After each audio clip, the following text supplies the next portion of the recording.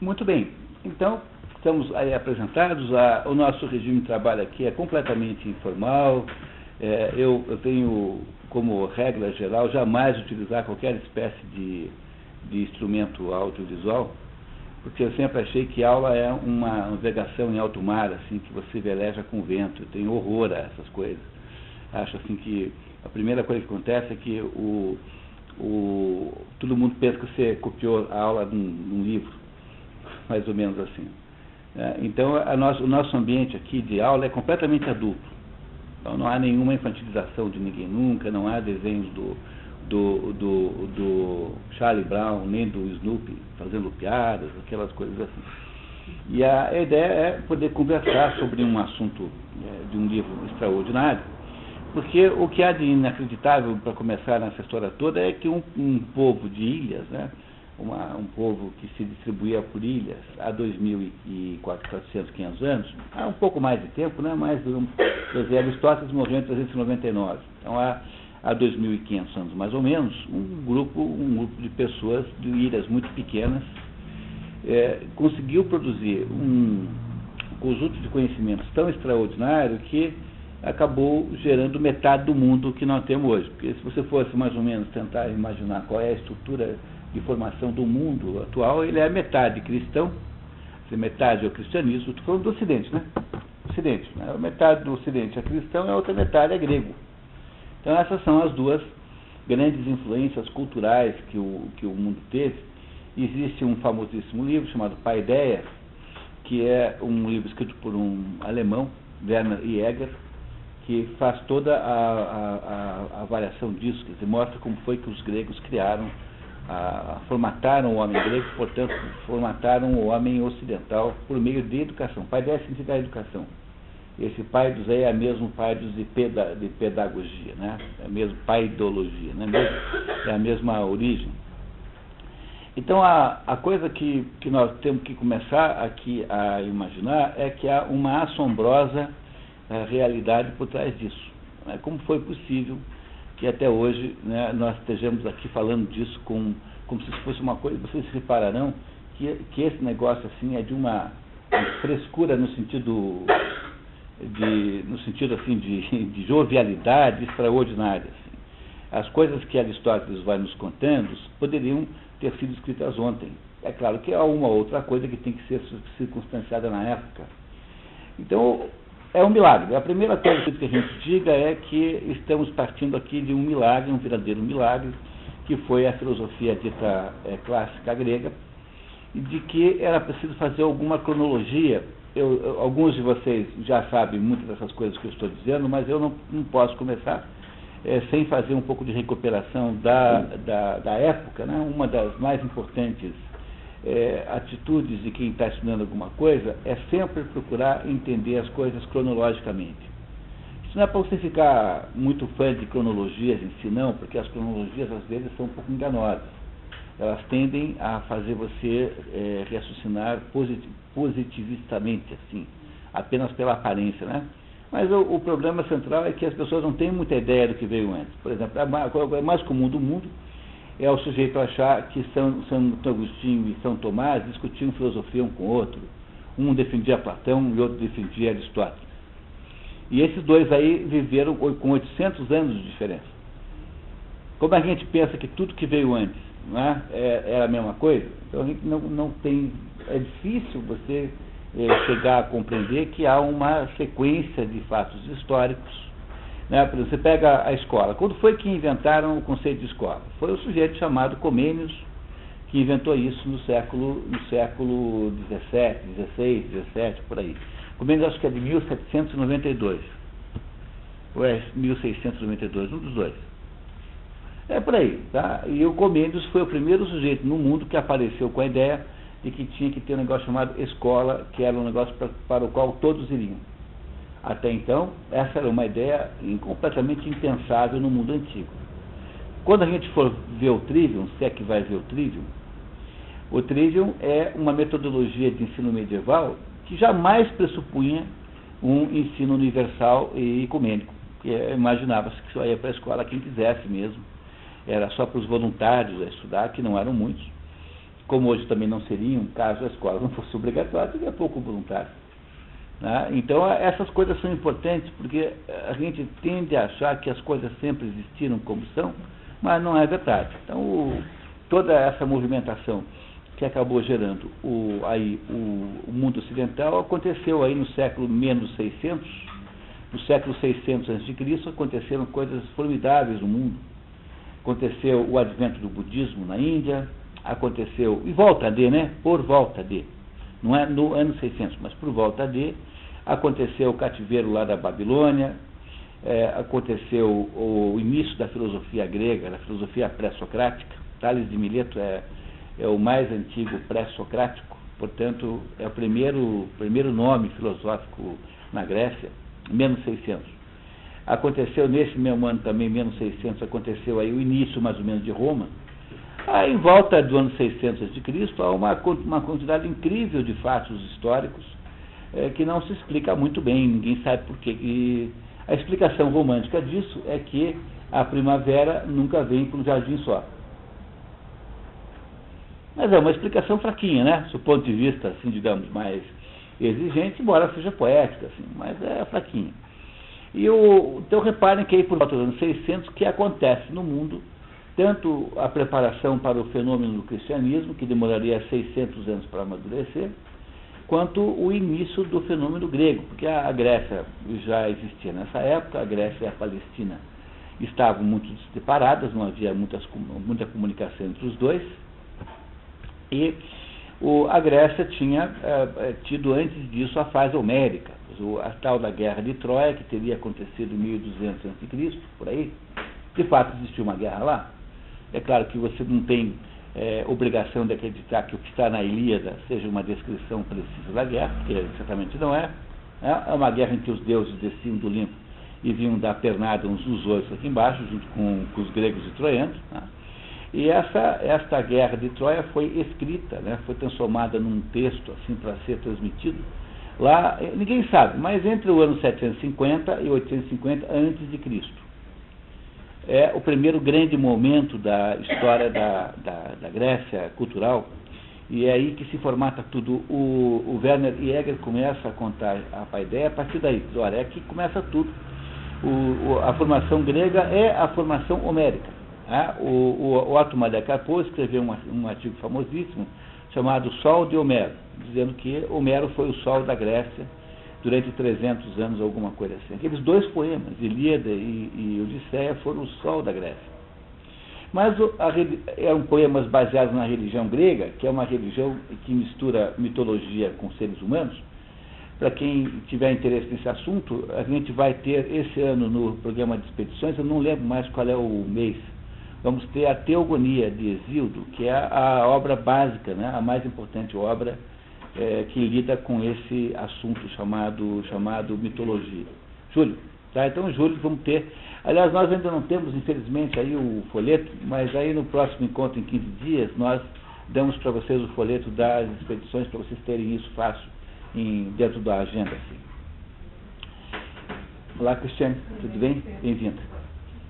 Vocês têm algum material que está entregando a gente? Eu não trouxe papel, achando que eu ia receber um livro hoje, um outro material. Nós vamos, tem umas folhas sim. Você acha que temos folhas brancas, Márcia? Tem alguma coisa também, se você precisar, tá? Bom, e aí então, digamos, o primeiro momento da história da Grécia é o momento, essa Cristiane Musselin, que tem estado sempre aí conosco nas edições e nesses cursos também. Não tem GPS instalado e perdi completamente. Mas é só a primeira vez, né? É verdade. Então, o primeiro grande momento da história da Grécia foi a obra homérica, que é a junção dessas duas coisas, desses dois grandes poemas. Eram poemas que eram lidos. Demorou muito para que eles pudessem ser escritos. Eram poemas, portanto, eram apenas poesia popular mesmo. Nunca foram um texto narrativo no sentido moderno da palavra.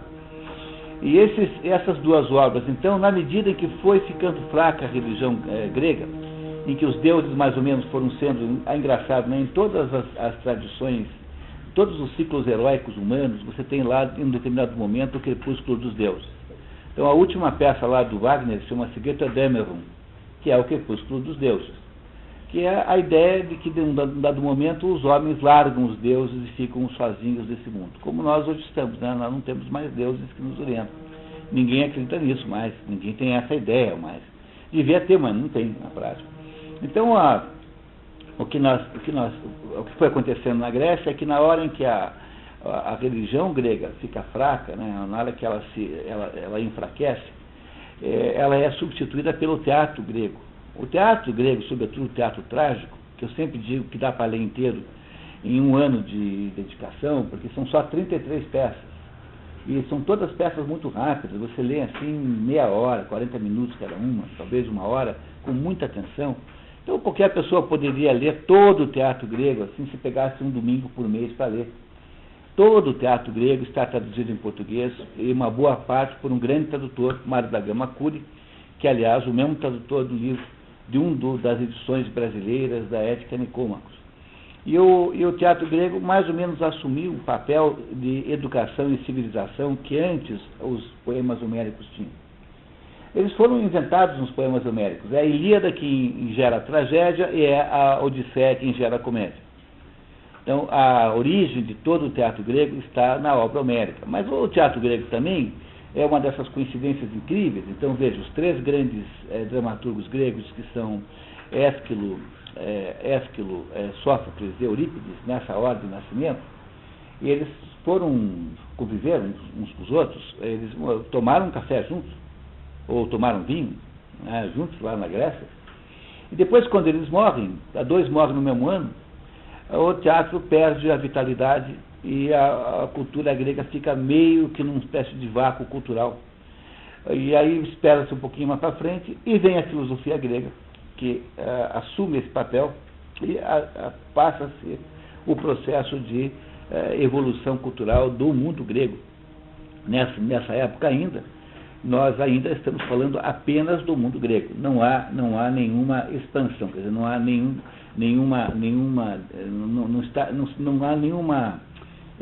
extrapolação do fenômeno filosófico para qualquer outra parte do mundo que não seja o mundo grego. De certo modo, como também o fenômeno monoteísta também não havia extrapolado para lugar nenhum, havia continuado, estado apenas entre os judeus. Então, é como se houvesse uma maturação, um plano feito de propósito para maturar essas duas coisas numa panela de pressão, numa estufa. Do lado do Oriente, então, matura o monoteísmo judaico, e do lado do Ocidente, digamos assim, matura a filosofia grega.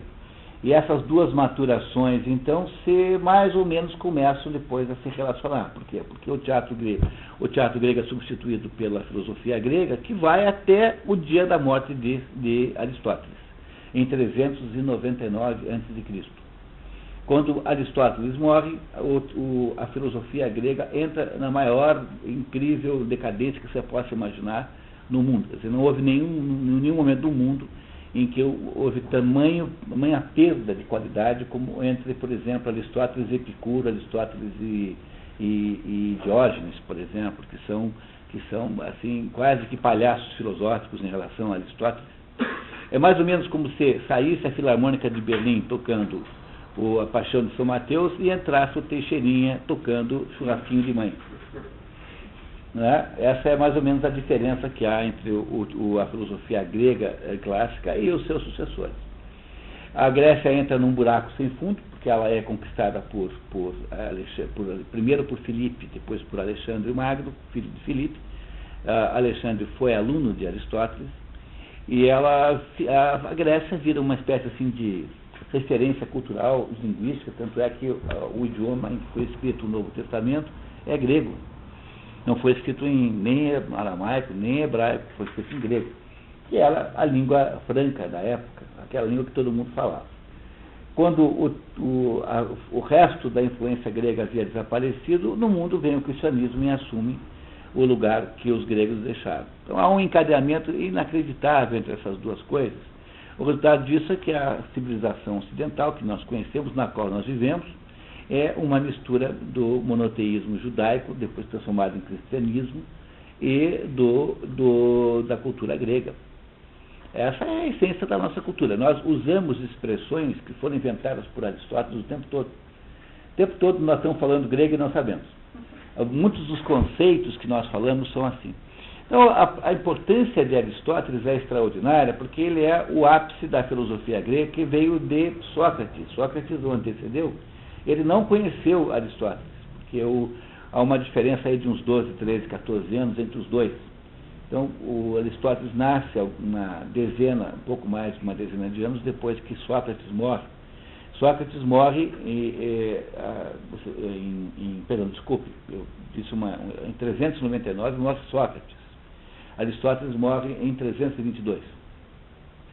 Então, em 399 morre Aristóteles, morre Sócrates. Sócrates não deixou nenhuma obra, mas o que se sabe fundamentalmente de Sócrates sabe-se pelos seus alunos, sobretudo Platão, um pouco por Xenofonte também, mas Platão é a maior fonte, porque na maioria em todos menos um, em todos os diálogos socráticos menos um diálogo, quem conduz a conversa do diálogo sempre é Sócrates. Aos poucos, na medida em que você lê Platão, você vai aprendendo a distinguir se aquele Sócrates é o Sócrates de verdade ou se é o Platão disfarçado de Sócrates. Então isso só se aprende com um pouco de experiência, sobretudo quando você começa a perceber a cronologia dos diálogos platônicos. E Platão escreveu obras em forma de diálogo apenas. Então o modo como Platão escrevia a obra é colocar 10 pessoas para conversar, Sócrates sempre como o condutor da conversa, e debater um tema qualquer, como a amizade, como a prudência, como a riqueza, enfim, o que for. Né? E aí todos os diálogos de Platão foram conservados. É uma grande coisa. Não há sobre Platão problemas de sobrevivência da obra. Toda a obra platônica veio ao mundo moderno, toda, sem exceção. O que tem é um outro diálogo que se acredita que não seja dele, mas todos os que estão aí, não há nenhum diálogo perdido de Platão.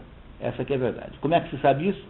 É porque, como Platão foi muito comentado, teria de ter alguém dizendo assim, o diálogo tal. Como nunca há nenhuma menção a um diálogo de Platão que não se conheça, é razoável você supor que a obra platônica está completamente conservada. Sócrates, que foi professor de Platão, não escreveu nenhuma linha.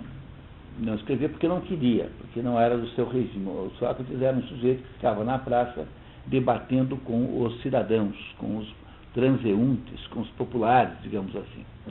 E a grande contribuição de Sócrates à filosofia foi a invenção da dialética.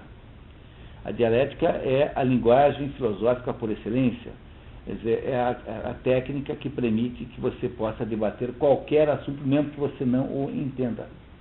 Quer dizer, é uma técnica de discussão em que alguém faz uma proposição e é possível contestar essa proposição para saber o que é que nasce dessa contestação. Isso é essencialmente dialético. Né?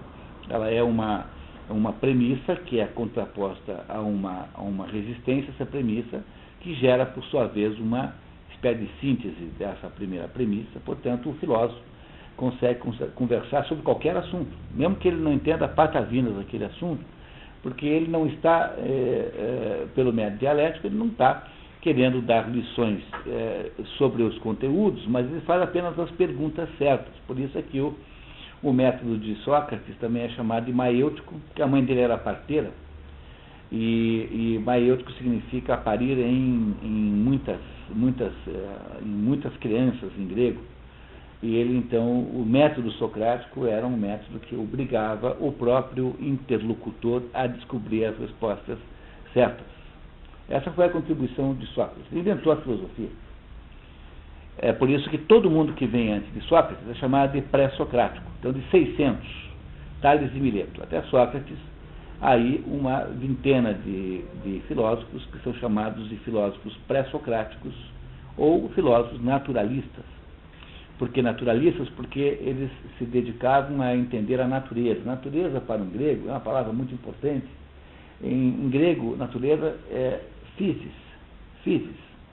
Então, o que é natureza? Natureza é tudo aquilo que está em volta de você, que de alguma maneira ou outra sofre mudanças. Isso é natureza para um grego.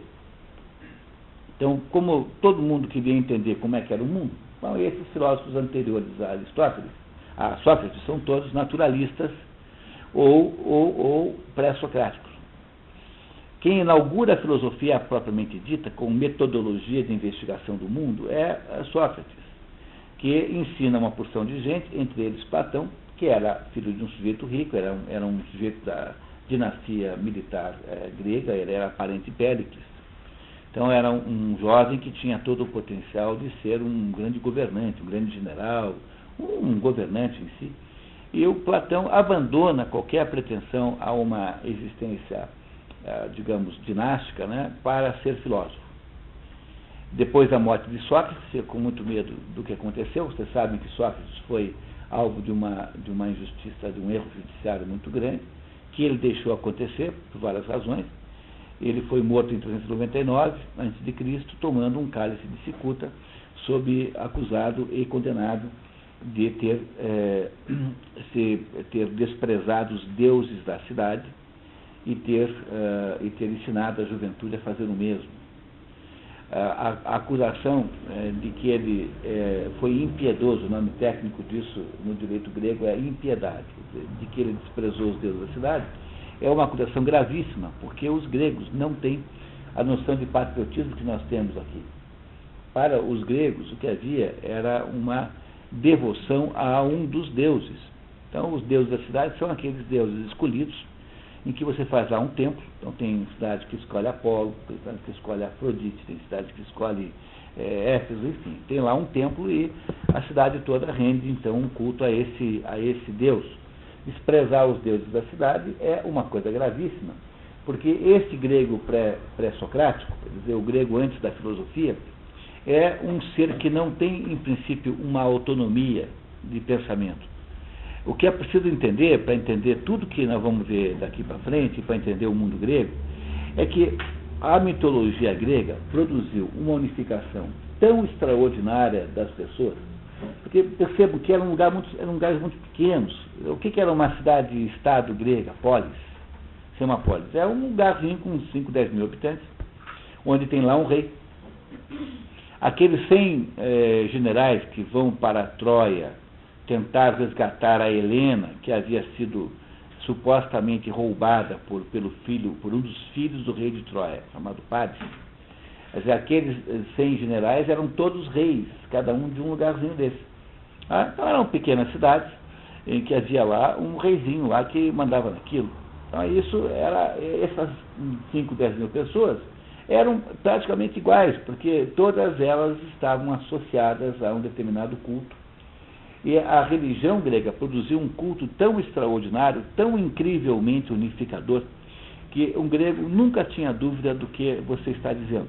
Por exemplo, quando vem o teatro grego depois, já está formada, né? Já está formada aquela estrutura helênica. Nunca nenhum autor de teatro grego inventa um tema novo. Os temas são todos temas antigos, porque quando eu chegava lá e dizia, hoje eu vou contar a história para vocês aqui de Hércules, todo mundo sabe quem é Hércules, não tem nenhuma dúvida, aquilo tudo é conhecido. Criou-se, então, uma unidade tão incrível que todas as cidades gregas falavam o mesmo grego, basicamente, o mesmo grego que é o grego antigo, que não é o grego moderno. Então, uma das ilusões que se tem é isso, né? Não adianta você aprender grego antigo e depois ir para Atenas tentar ver se faz turismo lá. Se você chegar para um garçom em Atenas falando grego antigo, é como você chegar na Itália e falar latim com um garçom. Essa é mais ou menos a diferença. Esse grego antigo, o grego de Aristóteles, não serve para usar hoje em dia. É outro grego, é outra língua. Então, no tempo da formação das ilhas gregas, todos os gregos tinham o mesmo imaginário coletivo, digamos assim. Todos eles viam o mesmo mundo. Esta unidade extraordinária foi produzida por Homero. Foi Homero quem fez isso. Então, os teatrólogos gregos, né, Ésquilo, Sófocles e Eurípides, esses são os 3 grandes trágicos nessa sequência, eles nunca inventaram nada. Quer dizer, essa ideia moderna de que artista tem que ser original é a última coisa que um grego quer ser original. Então, hoje em dia, você tem que ser original em todas as coisas, né? Não é isso? A demanda que se faz dos artistas de originalidade. Então, é uma coisa tão extraordinária essa demanda que nas artes plásticas, por exemplo, as coisas viraram uma espécie de Disneylândia. Você vai à Bienal, em São Paulo, aquilo é uma Disneylândia. É uma vez que quem é que faz a brincadeira mais engraçada com você. Não é mais arte no sentido histórico, né? Porque hoje em dia acredita-se que a arte seja igual à criatividade. Mas isso não é necessariamente assim. Não é? Todo mundo quer ser original, mas nenhum grego queria ser original. Porque, no fundo, o que eles queriam fazer era ser capazes de conversar sobre a vida, sobre a estrutura da condição humana, entre si, cada vez com mais profundidade. E não é porque eles queriam ser originais. Então, não há nenhuma peça que todo mundo já não soubesse a história. Não é isso? Então, depois que o Sócrates vem, quando o teatro grego já está decadente por falta de autores, fundamentalmente por isso, depois que o Sócrates vem, ele cria a dialética, que é o início da filosofia. Platão, que é seu aluno e que é rico, abandona uma provável, possível carreira no exército, né, portanto, de poder político, e vai ser filósofo. Platão monta uma escola chamada Academia em Atenas, perto de Atenas, num lugar de um sujeito chamado Academos. Por isso, academia, desta academia platônica que nasceu o sentido moderno da academia. Então, quando se fala da universidade moderna como academia, está se usando uma expressão tirada lá, né, por analogia da academia platônica, que não tem nada a ver com o modelo moderno. A academia platônica durou 1000 anos. Foi a escola que mais durou na história da humanidade. Ela foi desmontada depois, lá em 400 alguma coisa, quando o imperador Justiniano lá achou que não precisava de escola de filosofia, coisa nenhuma, que tinha a igreja. Então a academia platônica durou, sei lá, 800 e poucos anos, 900 anos, alguma coisa extraordinariamente longa. A academia platônica foi, de todas as entidades educacionais, a mais durável. As universidades mais velhas, assim, Bolonha, tem aí 700 anos, alguma coisa. Então aí foram todas aí da Idade Média.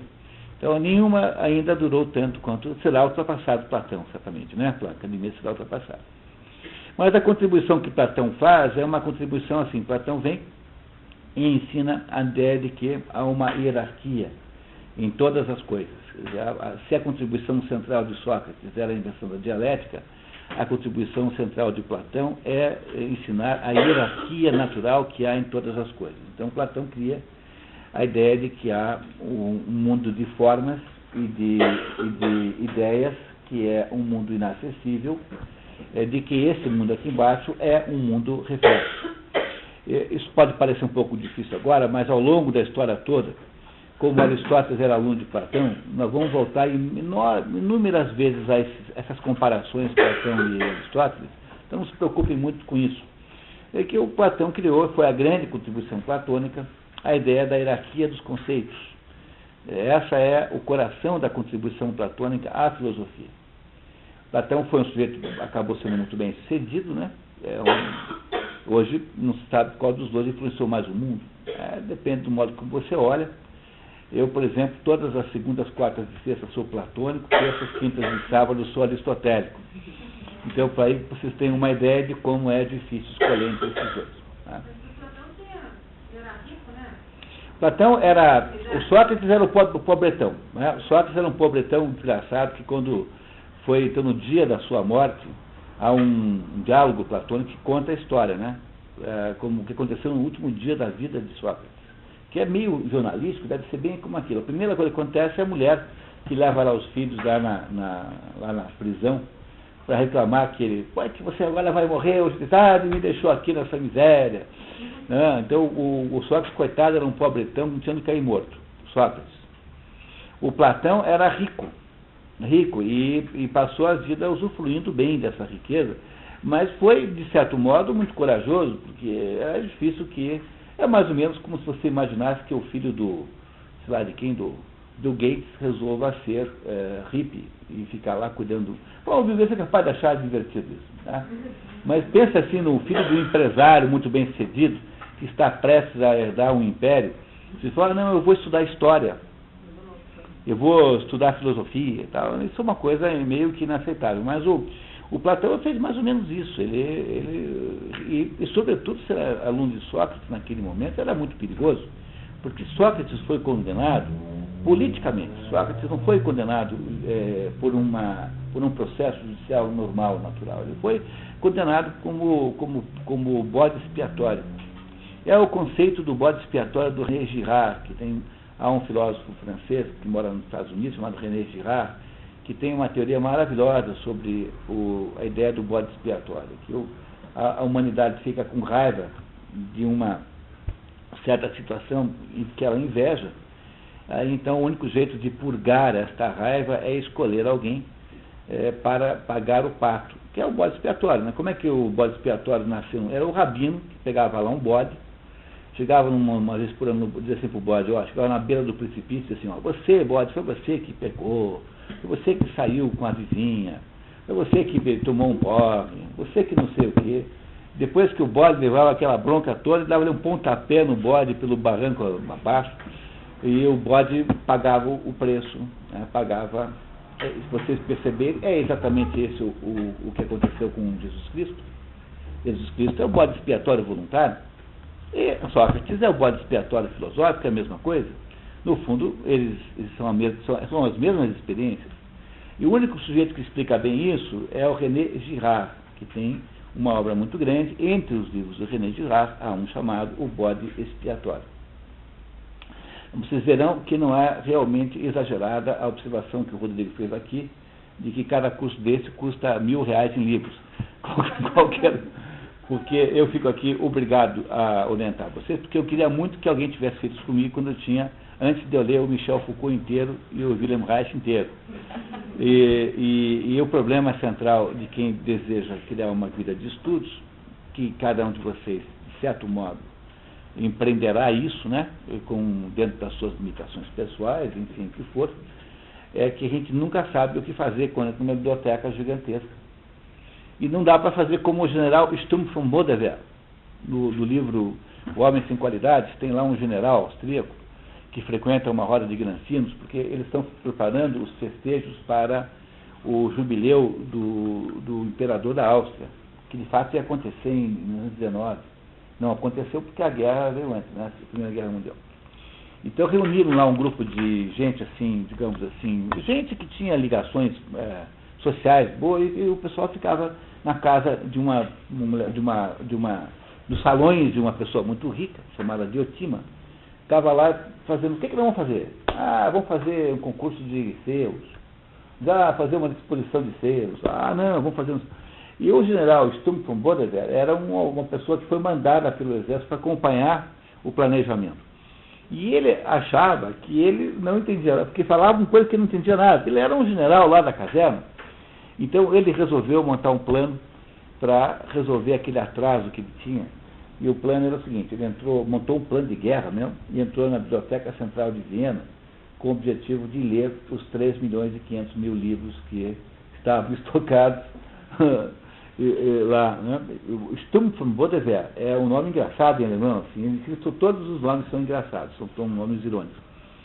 Então, como nós não fomos o general Sturm von Bodewehr, e nós não temos tempo de ler nem uma infinitésima parte disso, e como são cada vez mais livros, uma coisa boa é ter mais ou menos uma noção do que ler, porque não, para a gente não perder muito tempo. É claro que o melhor seria você ler todos, porque mesmo um livro muito ruim pode ter alguma coisa de bom. Pela mesma razão pela qual um relógio quebrado está certo 2 vezes por dia. Até mesmo um relógio quebrado está certo 2 vezes por dia. Então, como nós não temos essa prerrogativa, então eu sugiro que vocês possam, aí, aos pouquinhos, constituir uma lista de livros fundamentais para a gente entender um pouco melhor o mundo. Bom, aí, então, voltando ao assunto, né, o Platão era foi sucessor de Sócrates, era um sujeito que abandonou a vida política para ser um filósofo, que montou a academia, e na academia, então, ele recebeu muitos alunos, e entre esses alunos veio um sujeito chamado Aristóteles. Aristóteles veio de uma colônia grega, ele não era grego ateniense, ele era Stagirita. Ele era de Stagira, que era uma cidade de cultura grega, que fica hoje em algum lugar da Turquia. Mas ele não era, ele era grego de história grega, ele era grego de formação grega, mas ele não era ateniense. E, por não ser ateniense, ele era estrangeiro. E por ser estrangeiro, ele era sujeito a um conjunto enorme de restrições. Entre essas restrições estava, ele tinha que pagar todo ano uma espécie de taxa para não ser vendido como escravo, para não ser considerado escravo. Ele não tinha direitos políticos. Platão tinha direitos políticos, mas Aristóteles não era pobre, porque o pai dele era médico. O pai dele chamava-se Nicômaco. E o pai dele tinha sido pertencia a um grupo secreto iniciático de pessoas que eram os Asclépios. Asclépios eram os seguidores de Asclépio, que era um médico. Esse Asclépio tinha sido aluno lá como é o nome do primeiro lá, do Esculápio. Enfim, havia uma linhagem, o conhecimento médico era um conhecimento, não diria que fosse totalmente secreto, mas era um conhecimento passado de pai para filho. E o pai do Aristóteles, que era Nicômaco, chamava-se Nicômaco, era médico, tinha sido médico do pai de Filipe II da Grécia, do avô de Alexandre, da Macedônia, né? Também o Filipe e o Alexandre não eram também atenienses, eles eram da Macedônia, que eram aquelas colônias gregas que ficavam lá no Mar Negro, lá para cima. É tudo grego, mas no fundo eles não são, cada um tem a sua cidade, você só é cidadão da sua cidade, porque não há nenhuma noção de nacionalidade grega. A expressão nacionalidade grega nunca existiu. O que acontece é que depois que o Filipe II, depois o Alexandre conquistam a Grécia, eles criam uma unificação política do Mediterrâneo na base da força. Quer dizer, tudo virou Macedônia. Mas Grécia mesmo nunca houve nenhum país chamado Grécia, a não ser agora, modernamente. Então, o Aristóteles, quando ficou muito cedo órfão, e foi ser entregue a um tutor, que cuidou do dinheiro dele, e quando completou dos 17 anos, foi para Atenas, com dinheiro. Para Atenas com dinheiro, e não só ele tinha o dinheiro com o qual ele fundou uma escola chamada Liceu, ele primeiro passa 20 anos sendo aluno de Platão.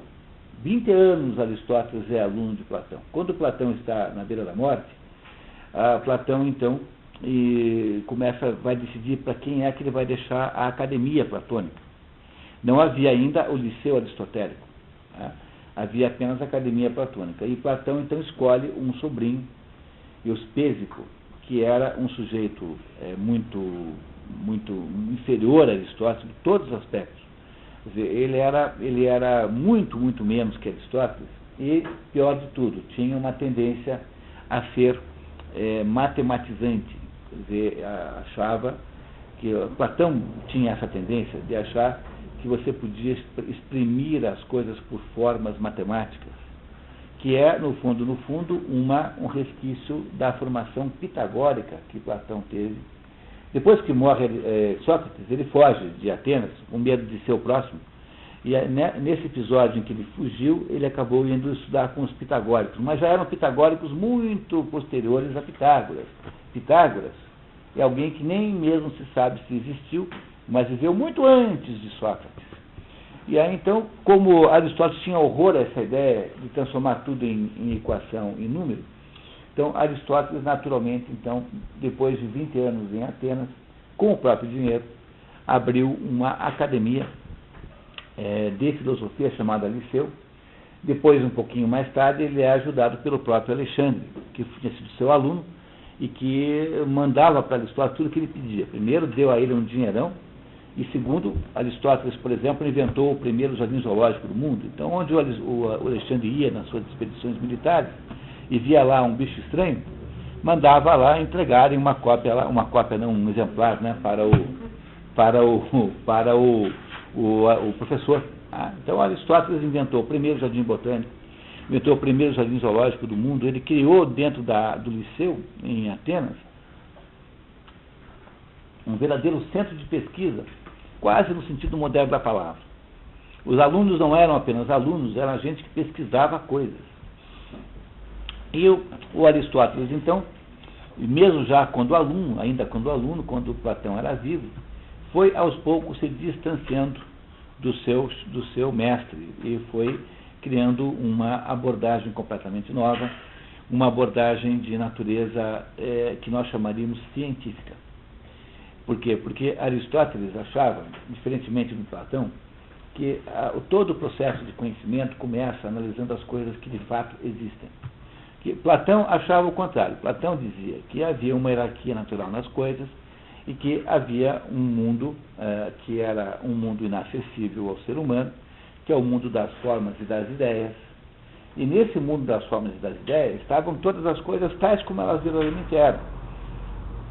E que esse mundo aqui, que nós conhecemos e que vivemos, é apenas uma tentativa mal sucedida, aproximada de reproduzir aquele mundo de lá. Então, por exemplo, a cor branca, essa cor existe naquele mundo de lá. E esses brancos que nós temos aqui não são o branco de verdade, são tentativas de chegar naquele branco. Não, o branco da roupa das pessoas, esse branco, todos diferentes. Repare que nunca são o mesmo. Você pega 10 carros brancos, são 10 brancos diferentes. Não usam produtos da empresa que eu trabalho. Pois é, tá vendo? Tá? Essa é a razão. Tá vendo? Essa é uma empresa platônica. Mas aí vocês veem que para Platão o que existia era uma pálida imagem desse mundo distante, que era um mundo que existia numa outra esfera. E nós todos sabemos como esse mundo é, porque a nossa alma já esteve lá. E um dia ela saiu por aí voando e perdeu as asas, caiu aqui na Terra e viramos nós aqui. Então nós temos sempre uma reminiscência desse mundo. Aristóteles não discordava disso, mas dizia assim, olha, tá bom, então tá. Então tem um negócio chamado cachorro ideal que vive lá, uma ideia de cachorro que vive lá distante, né? No entanto, dizia Aristóteles, o cachorro ideal não morde. Quem morde são os cachorros reais que existem aqui, né? São os cachorros concretos e reais que existem aqui. É o Jorginho, o Rex, então o que for, tá? Então, o que o Aristóteles dizia é que quando você vai analisar o mundo, você tem que partir das coisas que tem aqui concretas. Então, o método aristotélico acabou sendo o método da ciência. A ciência funciona assim, porque o método aristotélico é assim. Bom, eu tenho um problema, então vamos ver em que parte ele se compõe. Todos os pedaços do problema são iguais? Existem famílias de problemas? E foi com base nesse tipo de raciocínio que Aristóteles produziu todas as ciências. Física, botânica, biologia, zoologia, a física propriamente dita, a química, tudo que você puder imaginar de ciência moderna foi inventada por Aristóteles, porque foi Aristóteles quem produziu a primeira avaliação, o primeiro recolhimento, a primeira análise, analítico, né? Análise daquilo que se apresentava no mundo. Então, como é que você faz? Tem animais que voam e animais que não voam. Tem animais que põem ovos, outros que têm os seus filhotes já prontos, né? Já saem diretamente. Tem animais que têm espinha vertebral e outros não têm. Tem animais que têm a casca para fora, outros para dentro. Enfim, você vai olhando para as categorias zoológicas, quem inventou tudo isso foi Aristóteles. Tudo que Aristóteles faz na vida, ele faz assim, desta maneira. Ele sempre investiga quais são em que consiste a realidade que eu estou vendo.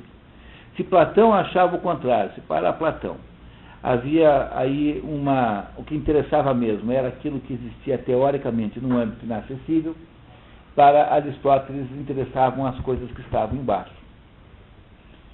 E aí nasceu um possível conflito entre os dois. Há muita gente que os vê como conflituosos. No entanto, você pensar bem, com todo cuidado, você perceberá o seguinte, que o fato de que um parte do geral para o particular, ou seja, do cachorro ideal para o cachorro real que está ali, e o fato de que o outro parte do cachorro real, que morde e late, para a ideia genérica de cachorro, isso não significa que eles estejam em conflito um com o outro. Significa o seguinte, que tudo aquilo que existe existe simultaneamente nessas duas dimensões. Nós somos indivíduos completamente separados uns dos outros, tão separados que a gente tem uma cara diferente, temos um nome diferente, tudo isso, e ao mesmo tempo nós somos espécie humana. Somos iguais sob algum ponto de vista. Mas é claro que essa situação que eu estou aqui descrevendo com uma certa simplicidade é muito mais complexa do que isso. Mas se você gosta desse assunto, você pode passar o resto da vida estudando isso. Isso chamou-se na filosofia de polêmica dos universais, o nome disso. Quer dizer, qual é a polêmica dos universais? É assim, cachorro, né, a espécie cachorro, é um negócio que realmente existe ou é apenas uma palavra conveniente para resumir a turma toda?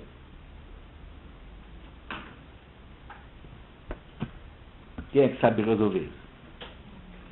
Quer dizer, o cachorro realmente existe, né? Individualmente existe, não é isso?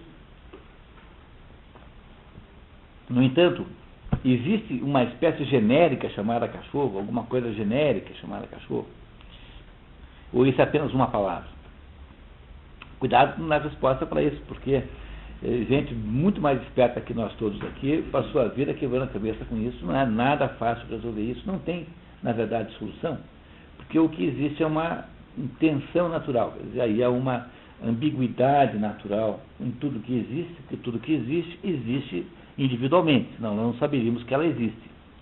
E ao mesmo tempo que ela existe individualmente, ela também existe como espécie, ou seja, ela também tem alguma coisa em comum com outros indivíduos. Então, os cachorros todos, embora sejam indivíduos, né, eles também têm coletivamente uma coisa chamada cachorridade.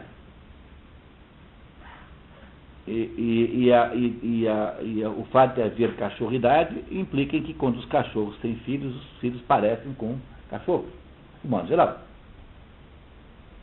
Quer dizer, há alguma coisa que unifica tudo, uma certa espécie, e ao mesmo tempo há uma individualidade tão divisível que um cachorro é completamente autônomo e independente dos outros.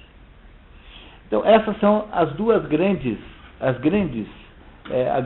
grande ponto de contradição que vocês repararão logo aqui no início do texto entre Platão e Aristóteles. Porque Aristóteles não pode deixar de citar o próprio mestre, então de vez em quando ele chamará a nossa atenção para certas diferenças que há entre ele e o seu professor, que é o Platão. Se Platão nos ajudou a entender a hierarquia das coisas, que tudo nesse mundo é hierarquizado, Aristóteles nos ajudou a entender outra coisa. Aristóteles nos ajudou a entender a metodologia científica. Quer dizer, Aristóteles nos ajudou a entender, a compreender o real. E essas três grandes contribuições, ou seja, a dialética socrática, a ideia, a noção de hierarquias platônicas e a noção de ciência, a noção de ciência do Aristóteles são a base de toda a filosofia. Tanto é assim que um sujeito chamado Lovelace, um filósofo inglês, disse que toda a filosofia do mundo, toda a filosofia que existe, nada mais é do que notas de rodapé da filosofia de Platão e Aristóteles. Há, obviamente, em relação a esses dois, houve certamente no mundo determinadas evoluções, que algumas ideias ficaram mais profundas, mais claras, mas há nesses dois aí uma exposição dos problemas filosóficos que é eterna, não há modo de você, não há obsolescência nesses dois. Por isso é que a gente dividia, quando vai estudar filosofia, antes de ficar estudando Nietzsche e não sei o que, a primeira coisa que eu ia fazer era cair de cabeça mesmo nesses dois. Então, é inconcebível imaginar um estudo de filosofia de verdade que não pressuponha um mergulho na filosofia platônica e aristotélica para começar tudo. A gente não faz isso, e você verá que na universidade não farão isso para você, porque parte do pressuposto que isso tudo já é vencido de alguma maneira, que agora nós vamos estudar os malucos contemporâneos, o Derrida, etc. Não é? Quer dizer, há uma rebelião contra isso, que é um dos aspectos da pobreza intelectual moderna. Então, o fato de que se rebela contra isso já é um aspecto da própria pobreza intelectual moderna. Mas não é concebível alguém se meter a estudar a história das ideias, quer dizer, qualquer pessoa que tenha vontade de entender alguma coisa vai ter que procurar tomar água dessa fonte, que é a Platão e Aristóteles, e é o que nós estamos fazendo aqui entre janeiro e agora, porque aqui tem aqui uma pequena cronologia que a gente não vai ler, porque de certo modo já resumi. Aí vocês, por favor, leem em casa uma cronologia da vida de Aristóteles. E nós não vamos nos preocupar muito com ela, né, por causa do nosso tempo. E eu fiz o resumo fundamental, mais ou menos, de quem interessava. Mas o que é preciso que vocês compreendam desde já, né, é que não é possível, não há possibilidade nenhuma de entender qualquer coisa que seja, a não ser que você parta da compreensão do que essas duas pessoas nos disseram aí. A obra de Aristóteles, pessoal, é uma obra que veio muito prejudicada para o mundo contemporâneo. Helena, por favor. Se quiser passar pela frente. Só aqui assim. Então, a obra de Aristóteles é uma obra que veio para o mundo contemporâneo muito fragmentada e muito, veio, vamos falar assim, estraçalhada para o mundo moderno. Mas se ela veio estraçalhada, por outro lado, é preciso que vocês saibam que ela, apesar disso, não foi perdida no seu essencial. E como é que se sabe de uma coisa dessa? É porque não há nenhum livro de Aristóteles que seja mencionado pelos seus contemporâneos. Como Aristóteles tinha uma escola, né, ele deve ter tido um grande alcance dentro dos termos da época, né? Então não há nenhum livro de Aristóteles ao qual se atribua uma importância fundamental que não exista. Então a obra de Aristóteles, embora tenha sobrado, vindo apenas em parte para o mundo moderno, ela não é uma obra mutilada ao ponto de nós termos conseguido perder a essência da obra. Então o que vocês têm aí nesse segundo documento, pessoal, é comentário sobre o corpus aristotelicum. Corpus aristotélico significa corpo aristotélico. A obra também chama-se de corpus, né? Corpus aristotélico. Então, olha só o que diz ali. Diógenes Laércios, na Vida dos Filósofos, que é o único biógrafo de Aristóteles, é esse Diógenes Laércio, assegura que, já é um romano, tá? Já é um romano. Assegura que Aristóteles teria escrito cerca de 400 obras. Opinião do Diógenes Laércio. Não há como contradizê-lo, porque afinal ele não há outra testemunha. A modernidade só conhece 47, pouco mais de 10%, cuja lista segue abaixo, indicando sempre o nome latino estabelecido por Andrônico de Rhodes. Há incertezas quanto à autoria de várias. Então, olhem aí, por favor, nesse quadro, você tem aí, do lado esquerdo, as obras autênticas, no meio, as obras contestadas, ou seja, aquelas que se coloca, de modo geral, são colocados obstáculos, né, a gente que acredita que elas não estão certas, e no lado direito, as obras espúrias, aquelas que há um certo consenso sobre não serem de Aristóteles. O problema central é que Aristóteles escreveu dois tipos de livro, as obras esotéricas com X, e as ópticas esotéricas com S. O que são as ópticas esotéricas com X? As ópticas esotéricas com X são aquelas obras que foram escritas para serem divulgadas ao público geral, editadas, de fato. E essas obras eram, na sua maioria, diálogos tipo platônico. Portanto, devem ser obras lá do começo da carreira de Aristóteles. E eram diálogos, como Platão escrevia diálogos. Essas obras foram quase todas perdidas, exceto o Convite à Filosofia, que você encontra até mesmo no Brasil já publicado, já traduzido. O resto não, perdeu-se completamente.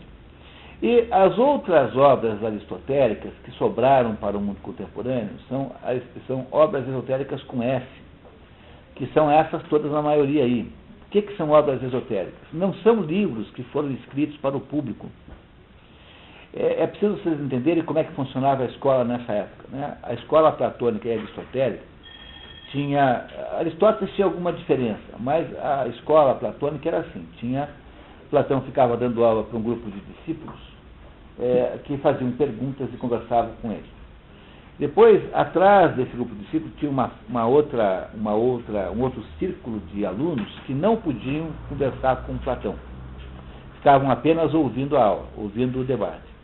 E atrás desse grupo tinha uma cortina, e ficava atrás da cortina um grupo de discípulos que não podiam nem ver o mestre, só ouviam a aula. É assim que acontecia em Platão. Havia uma diferença de alunos conforme o grau de maturidade, porque há necessidade de haver alguma maturidade para debater essas coisas. Os gregos eram os primeiros que diziam que filosofia é assunto para adulto. Quer dizer, para você poder ter alguma ideia do que seja filosofia, é preciso que você tenha tido uma existência real, concreta, antes.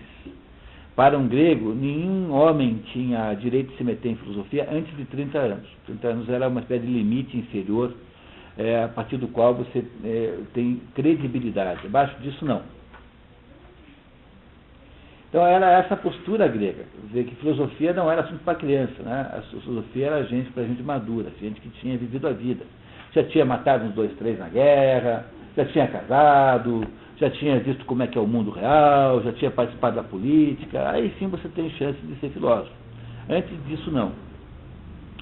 Então, o que acontecia com Aristóteles era uma coisa parecida. Aristóteles passava a manhã toda numa sala de aula com seus alunos, alunos esses que eram escolhidos e não podiam ser quaisquer uns. Tinham que ter ter passado por uma certa maturidade. E dava aulas que ele chamava de aulas acromáticas, que são aulas como são as aulas francesas hoje em dia.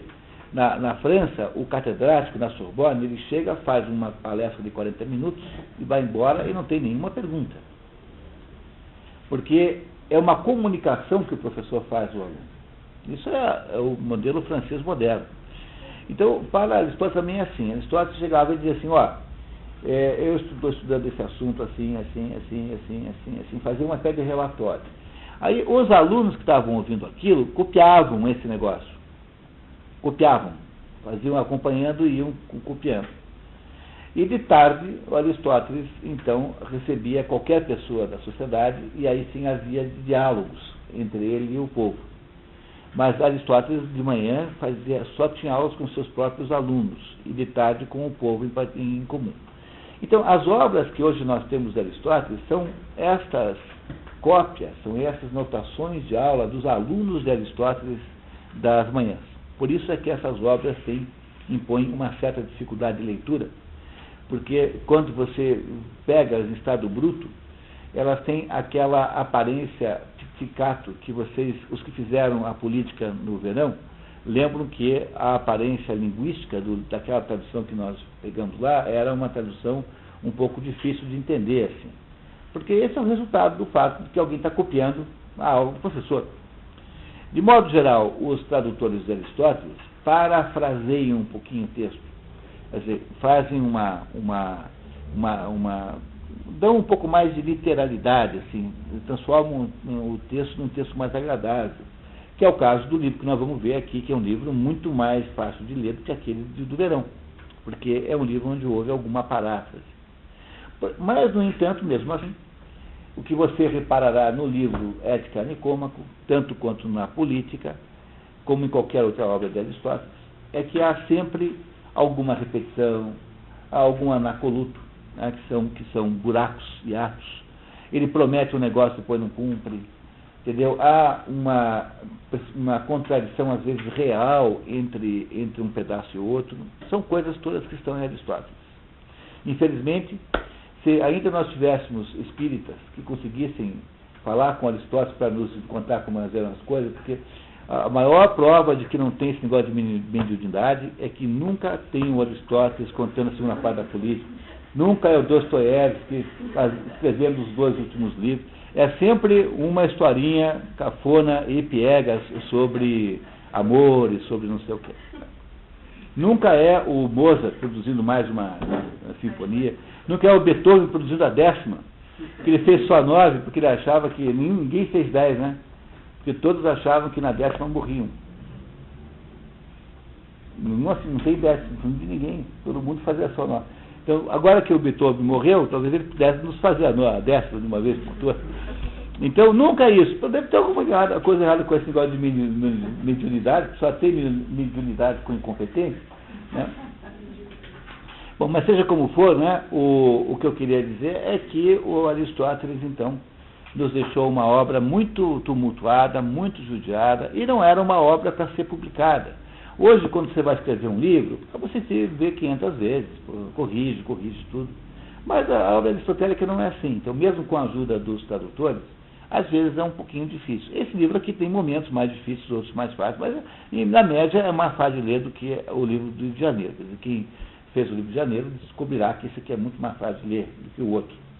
Não é um livro, são anotações de aula dos alunos de Aristóteles. Além do fato de que isso era assim na sua origem, imaginem vocês a quantidade de bagunça que não aconteceu em 2.400 anos. Por exemplo, na Idade Média, que para ter uma cópia do livro tinha que alguém no convento, um copista, fazia isso. Então imagina aquele frade ali de madrugada com aquelas velas acesas, de repente ele dá aquela bocejada assim, e a hora que ele vai retomar o texto, pulou uma palavra. Não é fácil de acontecer isso? Então, imagine nas cópias e mais cópias que foram feitas, quantas vezes essas cópias não falsificaram, né, o texto sem querer. Não é isso? Pode ter gente que inventou coisa porque achou que era melhor, né? Olha só, está pensando nisso, eu vou botar isso aqui. Tem de tudo, né? Nós conhecemos um caso de um fulano que achou uma tela em casa e falou, pô, mas isso aqui está meio triste, pintou um avião no céu. E era um quadro do Debona, né? Achou um quadro em casa, assim. Falou assim, pô, mas esse quadro aqui, bem que esse céu, pintou um avião, assim, azul, no quadro do Debona. Coisas desse gênero acontecem o tempo todo, né? Então, o problema é esse, quer dizer, esse debate aqui sobre a veracidade do corpo aristotélico é um debate que não tem fim, tá? Não tem fim. Então, tem aí, essa é mais ou menos o consenso dos estudiosos. Quando digo estudiosos, eu falo daqueles alemães que passaram a vida estudando isso. Entendeu? Não é assim um sujeito ali na USP. Entendeu? É um sujeito que passou 45 anos, 50 anos debruçado no grego antigo, vendo como é que são as palavras, tentando descobrir qual é o estilo do autor, para saber se tem mais de um ou um. Coisas assim que a gente não imagina o que é fazer. Que nós, por exemplo, na cultura brasileira, é incapaz de fazer uma coisa dessa, né? Aí, virando a página, né, tem lá, no item 3, apesar do extravio da maior parte da obra, é consenso entre os estudiosos que as obras mais importantes teriam sido preservadas. 4. Os escritos aristotélicos, segundo a própria metodologia das aulas, dividem-se em esotéricos, com X para fora, né, para o público. Esses escritos não sobraram nenhum, sobrou um pedaço só de um diálogo chamado Convite à Filosofia, que tem outro nome, aliás, está aí na lista de vocês. E acromáticos ou esotéricos com S para alunos, pois é desses acromáticos ou esotéricos que vieram todos esses livros do Aristóteles que não temos hoje. Eram, na verdade, palestras, aulas que foram copiadas pelos alunos. 5. Os livros esotéricos perdidos seriam basicamente diálogos platônicos, de que restam fragmentos como protréticos, traduzido no Brasil como Convite à Filosofia. Está aí. Nessa categoria, apenas a obra da Constituição dos Atenienses, descoberta em 1891, está completa. 6. Mesmo as obras autênticas não são 100% confiáveis, porque ao longo de 24 séculos houve mau acondicionamento e erros de transcrição, tornando certas passagens obscuras. A obra ficou durante 200 anos na adega de um sujeito chamado Corisco. 200 anos numa caverna. A adega é o quê? Era uma caverna, onde ele guardava o vinho. 200 anos ficou a obra lá dentro. Imagina o que os ratos não fizeram nesse pedaço, nesse tempo todo. É impossível isso não ter sido comido por algum rato, não dia, uma parte, né? Não é isso? Então, para isso, você imagina a dificuldade que é isso, né? 7. Andrônico de Rhodes, o compilador do século I a.C., já um romano, com base numa ideia do próprio Aristóteles, divide a obra em 4 grupos, conforme as 4 ciências possíveis. As ciências teoréticas são aquelas que buscam saber por si mesmo. as ciências práticas, que buscam o saber para atingir a perfeição moral, as ciências técnicas ou poéticas, que buscam saber para fazer coisas práticas. Nenhum livro de Aristóteles é assim. Seria um manual de carpintaria. Um manual de carpintaria, um manual de horticultura, um manual de etiqueta, coisas assim. E, por último, obras introdutórias, que são ferramentas de investigação. Então, a lógica aristotélica, quem inventou a lógica, quem foi? Foi Aristóteles. Foi quem inventou a ideia de que premissa maior, premissa menor e conclusão, isso é uma metodologia aristotélica.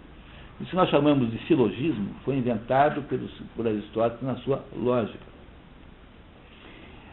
Portanto, tendo em vista isso, o que aconteceu foi que os sucessores de Aristóteles, aos pouquinhos, foram pegando todas essas obras que estavam dispersas e elas foram então resumidas, foram então transformadas em blocos de obras de mesma, digamos, natureza. Tem famílias de obras. Então, a primeira família são órgãos, chamada de órgão. Você compra isso no comércio como órgão, mas não foi Aristóteles que inventou esse nome. Órgão significa instrumento. Então, todas as obras de natureza instrumental de Aristóteles estão aqui dentro. Tá? Então, ele escreveu essas obras ali, tá vendo? E todas são chamadas de órgão. Então, são as obras instrumentais. Aí tem um conjunto de obras, e esses números aqui são as indicações, são ligados àquela lista da primeira página, né? Em que ele estuda a natureza. A maior parte da obra está aqui, e na Parva Naturalia, nesses dois aqui.